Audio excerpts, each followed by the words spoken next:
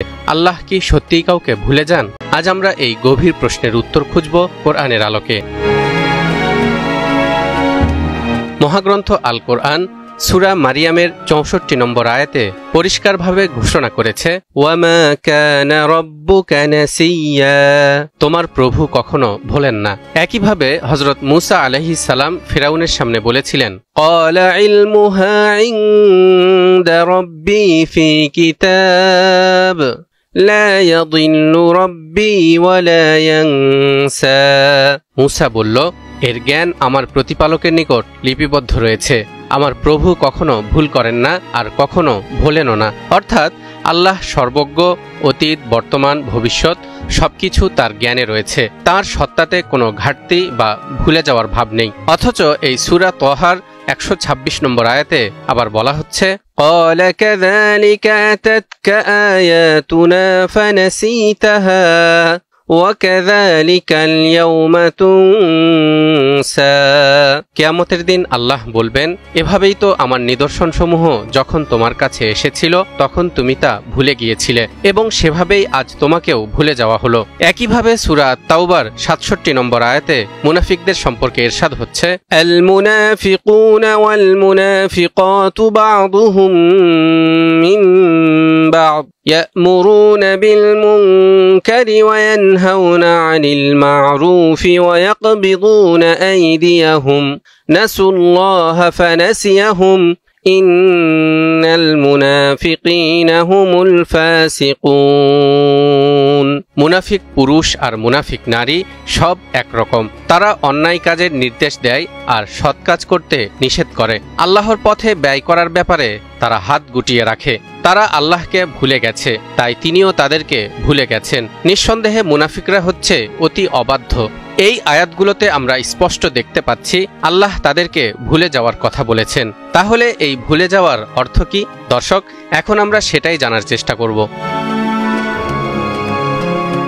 এখানে ভুলে যাওয়া মানে আসলে মনে না থাকা নয়, বরং এর মানে হলো রহমত থেকে বঞ্চিত করা, পরোয়া না করা, ছেড়ে দেওয়া ইত্যাদি। আরবি ভাষায় নাসি বা নিসিয়ান শব্দের আরেকটি অর্থ হলো উপেক্ষা করা, পরিত্যাগ করা।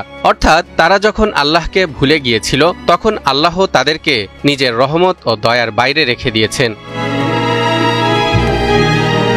এবার আমরা জানব আল্লাহকে ভুললে আসলে কি হয়। সূরা হাশরের ১৯ নম্বর আয়াতে মহান আল্লাহ তাআলা সাবধান করে বলেছেন, ওয়ালা তাকুনু কাল্লাযীনা নাসুল্লাহা ফাআনসাহুম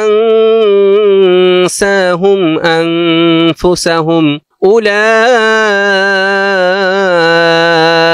হুমুল ফাসিকুন। তোমরা তাদের মতো হয়ো না যারা আল্লাহকে ভুলে গেছে, ফলে আল্লাহ তাদেরকে আত্মভোলা করে দিয়েছেন, আর তারাই হলো পাপাচারী। দর্শক, খেয়াল করে দেখুন এখানে কি ভয়ঙ্কর একটি সত্য প্রকাশ পেয়েছে। আল্লাহকে ভুলে যাওয়া মানে শুধু ঈমান হারানো নয়, নিজের পরিচয়ও হারানো। মানুষ তখন আর নিজের আসল উদ্দেশ্য, মর্যাদা বা নৈতিকতা চিনতে পারে না। ধীরে ধীরে তার আত্মা ভেঙে পড়ে, অন্তরের আলো নিভে যায়। মহান আল্লাহ তাআলা আমাদেরকে এই পৃথিবীতে পাঠিয়েছেন কেবল তাকে মনে রাখার জন্য।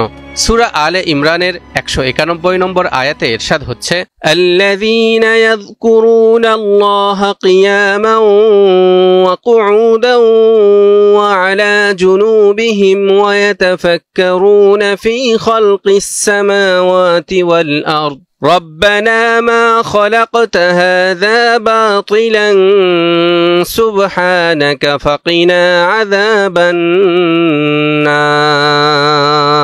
যারা দাঁড়িয়ে, বসে ও শায়িত অবস্থায় আল্লাহকে স্মরণ করে এবং চিন্তা গবেষণা করে আসমান ও জমিন সৃষ্টির বিষয়ে, তারা বলে, হে পরওয়ারদিগার, এসব তুমি অনর্থক সৃষ্টি করনি, সকল পবিত্রতা তোমারই, আমাদেরকে তুমি দোজখের শাস্তি থেকে বাঁচাও।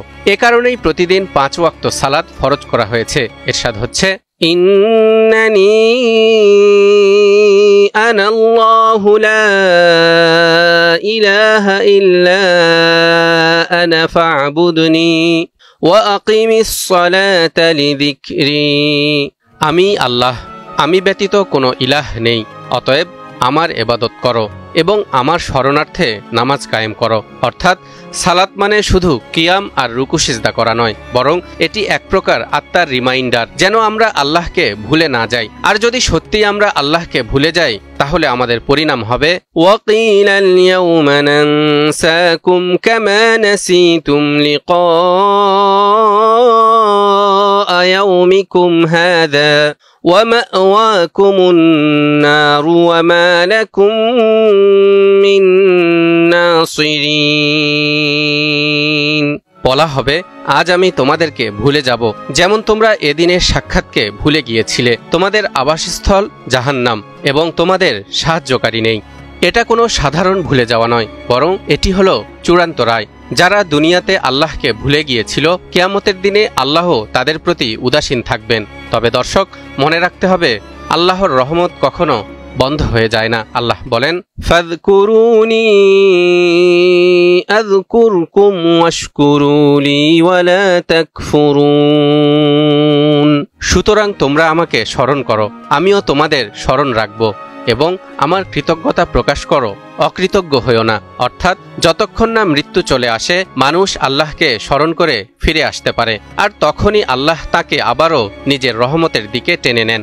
কাজেই আল্লাহ কখনো তার বান্দাকে ভোলেন না, কিন্তু যদি আমরা তাকে ভুলে যাই, তবে তিনি আমাদেরও ছেড়ে দেবেন। সেই ছেড়ে দেওয়াই হলো আসল বিপদ, কারণ তখন মানুষ নিজের আত্মাকেও হারিয়ে ফেলে। তাই একজন মুমিনের জন্য এই দুনিয়ায় সবচেয়ে বড় কাজ হলো সর্বাবস্থায় আল্লাহকে স্মরণ করা, কারণ আপনি যদি আল্লাহকে স্মরণ করেন, তিনিও আপনাকে স্মরণ করবেন, আর এটাই আমাদের আত্মার আসল পরিপূর্ণতা।